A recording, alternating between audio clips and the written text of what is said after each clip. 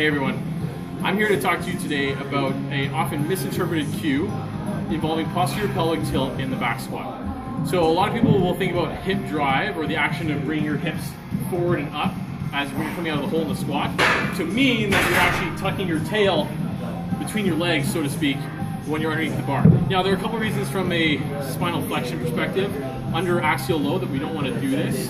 So the way that you want to think about it, instead of the action of getting your hips forward and rounding out your low back in order to finish the movement, so in other words, something like this,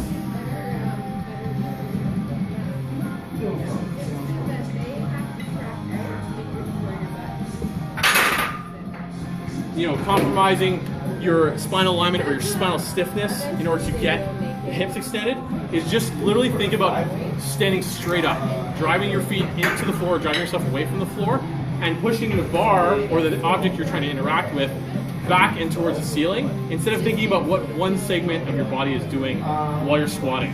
Greg Robbins said it really well at the Optimizing the Big Three seminar. Once you're actually doing the movement itself, the time for internal cueing is over. So if you're thinking about one specific segment of your body, in other words, your hips, and driving them forward, you're probably going to lose some other segments of your body in the process. So bottom line, instead of thinking about tucking your tail between your legs or getting your hips forward and rounding out your back, think about just driving yourself away from the floor and driving that bar up and back to come out of the hole when you squat. Thanks for watching. Subscribe if you find this tip helpful, and we'll see you next week.